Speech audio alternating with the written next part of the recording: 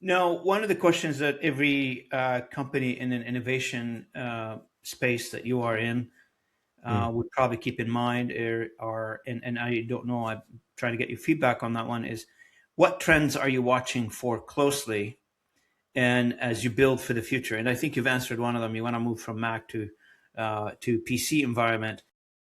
And you mentioned earlier, like the cognitive and the behavioral sciences, that it's the foundation of the mm, platform, which is quite the mm. achievement, to be honest with you, to be able to embed all these fundamental rules of cognitive thinking, cognitive behavior into a platform such as this one.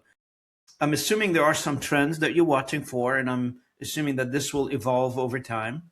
Mm. What are the major ones? There are definitely technology trends that we're watching. The major one being how are the large language models shifting over each version, and to what extent are they starting to plateau in terms of their capabilities?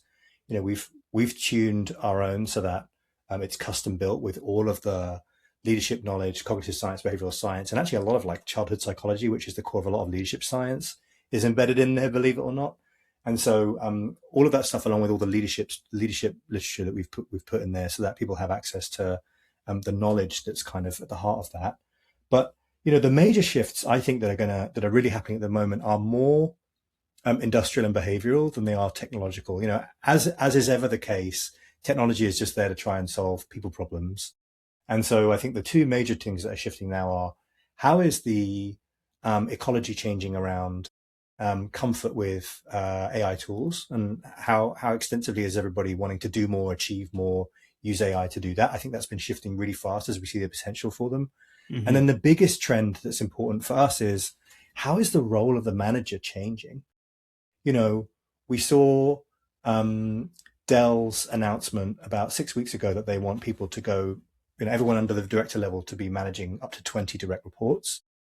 And so when you're managing 20 people, what does your job look like in that context? And so I think that's the thing that's shifting the most: return to office, or not return to office, staying remote, and the shift in the role of the manager. That's the stuff that's really the most dynamic for us, because it's getting really intense out there. I think for a lot of leaders, there's a lot of organizations that are trying to flatten the structure, Hmm. and in doing so, you're putting more and more pressure on individuals that I think at some point, unless we support them more adequately, it's going to become a bursting point. Yeah, and you mentioned the future and a few things that you're going after, but I couldn't help by asking the following question: is that most innovators, they create something for global markets, and I don't know where you stand on this one. Is Powerful only available in English, or are you targeting other jurisdiction or other markets around the world in the developing countries, etc., which has a lot more population, lot more economy, and you probably get a bigger bang for the buck in terms of commercializing the business, right? Mm.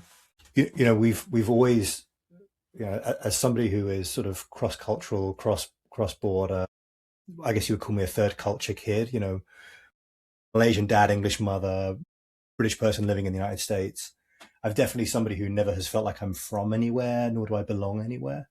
And so, as grateful as I am to be able to, do this work at this moment in time, I think it's important for us to recognize that Parafoil and management and leadership are all designed to kind of work in a more international context. And so, it is a product that's focused mostly on the English speaking business world right now. We've focused that direction. We've kind of constrained it deliberately because we want to make it really good for those folks.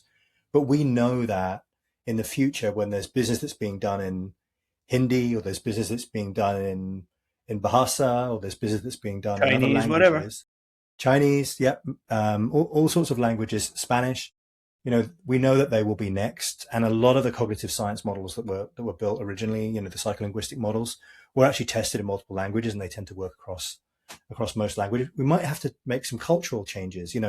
One of the things I learned about moving from the UK to California is just how different everyone operates. We might speak the same language, but culturally, those business contexts are just so different. I'm sure it's the same in Toronto too. You know, Absolutely. we have our own observations about what it's like working in different contexts, and so I think we're going to have to tune Parafoil more for the individual contexts in which we operate, both in terms of the channels, not just meetings, but also email and Slack and these other places, but also business cultures. Mm-hmm. I spent a bit of time working in Japan, and the business culture in Japan is obviously very different from the business culture in the United Oh, States. 100%. Yeah. 100%. So yeah, we're going to get there, I think. So, from your perspective, right now for Parafoil 2026, we're wrapping up the year. You see, I have Yeah. that's not a virtual background, by the way. That's my wall.